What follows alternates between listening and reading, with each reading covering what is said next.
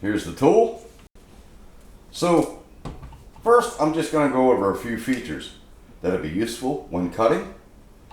So we'll remove this,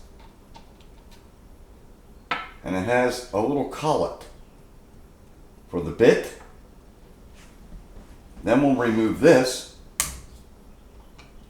which is the depth adjustment.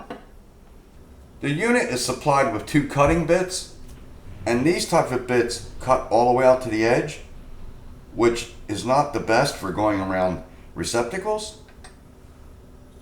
Here's an example of a smooth tip cutter, and that allows you to go around the box without penetrating the box.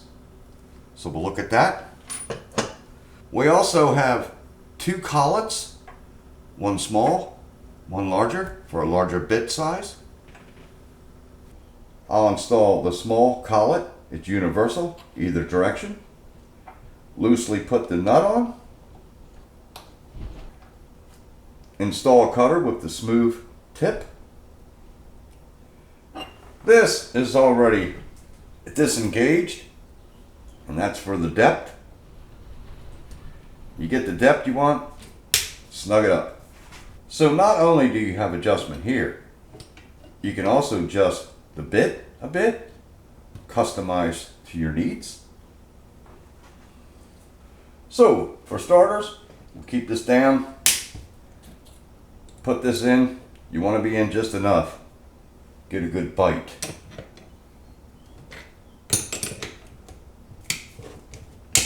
Just snug.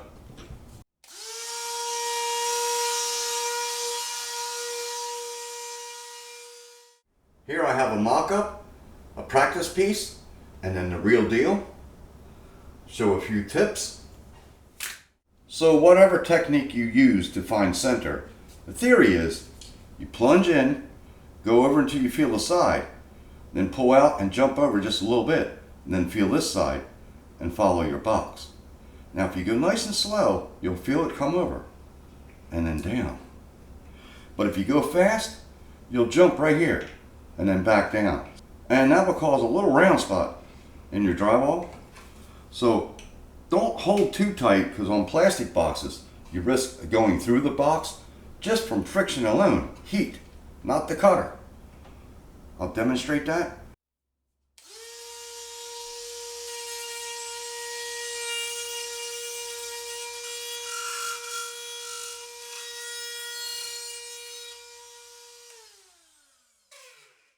So that louder pitch is when you're starting to cut the plastic. Also, it's good to hold the unit on an angle, so it's only hitting the smooth part of the shaft, so you don't cut through the box. But heat alone, friction, can penetrate plastic boxes. We also want to focus on pitch. It makes a different sound against plastic versus drywall. Now, not all boxes are smooth. They'll have little noogies here. Metal boxes have a hump here you got to go up and follow. It's a little bit of a pain. First example is going to be freehand cutting. We're going to install this type of box, which can go anywhere in the wall. And let's say you get it level. Draw from the back, outline the box.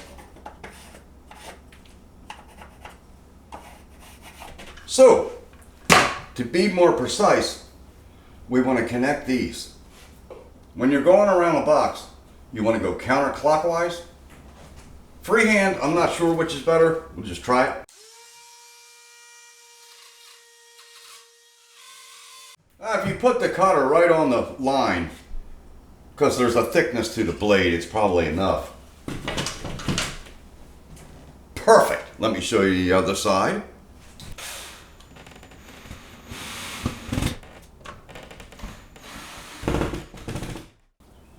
So that's what holds it tight against the drywall. They just flip up, snug up tight. Perfect. Just for fun, I'm going to do some freehand, counterclockwise, clockwise.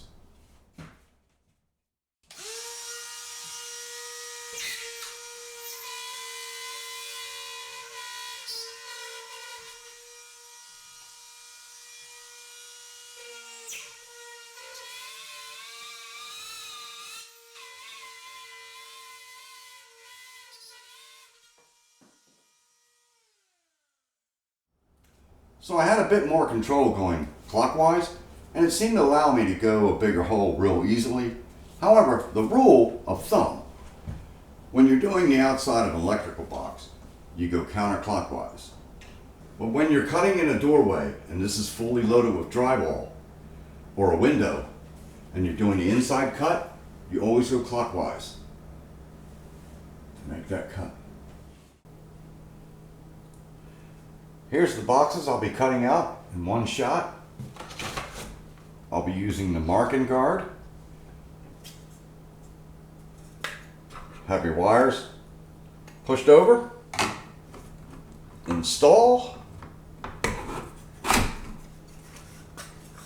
This one, it's a double box, but it is still stabbed in the drywall.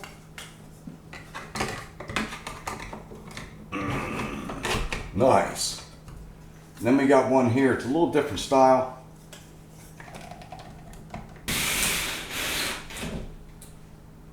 Got a few screws at the top, a few down here, just snugging it up. You can see how far open it is. This top box is touching first. I'm afraid of just hitting it, might break because there's so many in a row. So I'm going to use even pressure. There's one starting. Nice. Alright.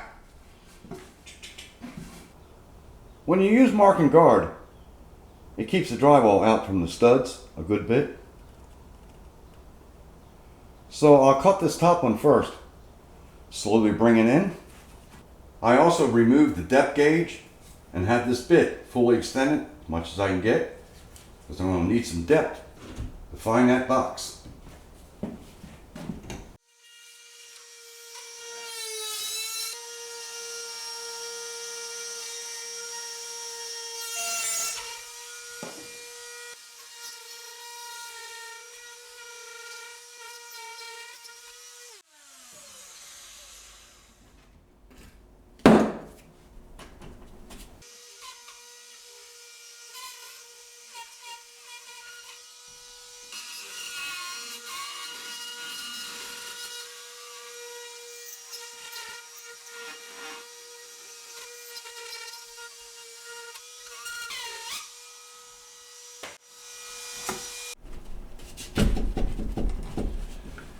That'll work.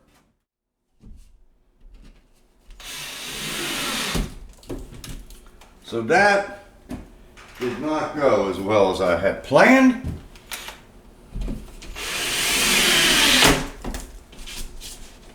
I mean, this is getting sloppy, and sometimes that happens. I just tightened up all the screws. Looks good. Here's a good example of one of these in action.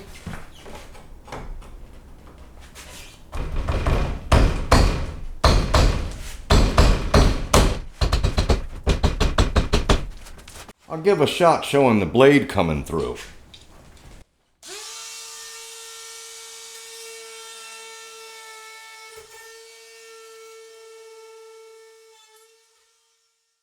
I don't have this one tucked in far enough. It's sticking way too far out of the box.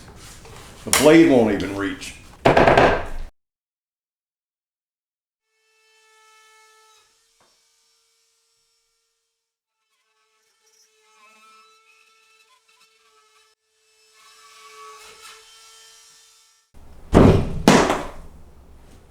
Noise! This one I'm going to do a tad differently. Since the sheet is loose, just going to push it through and then take it out. So there's the center. Whoa, that wasn't good.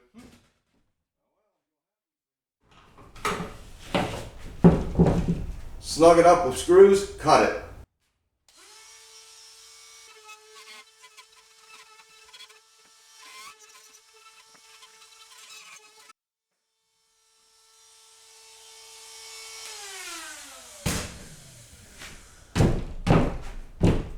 So the reason this one was so difficult, I cut right through the box. I was coming down this side and it just stopped and it went through the box right there. Then I came down a little bit more and it came right through. So Probably the heat, not the cutter per se, or a combination of both. Allowed me to go right through that box real easy. The gray boxes seem to be better. 2 more to go. This type is my favorite. When the wall's open, put a hole here and here.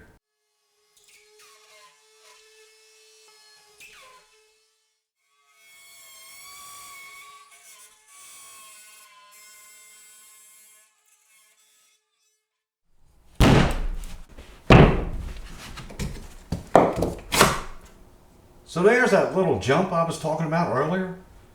When I come around that corner, it went up a little bit, but it's not enough that the plate won't cover it. Here's an overview of all the boxes. Got these 3 here. I got 1 switch in so I can use the ceiling fan and light. 1 on this side and 1 right here.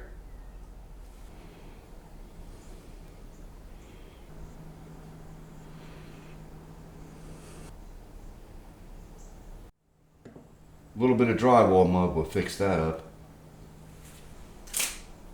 I'd like to thank everyone for watching, and if you would like to see the process of installing a header and the changes I made, or how to do the mud work on the corners and the arch, or if you'd like to see a more detailed video of the marking guard in action in a washroom environment, I'll provide a link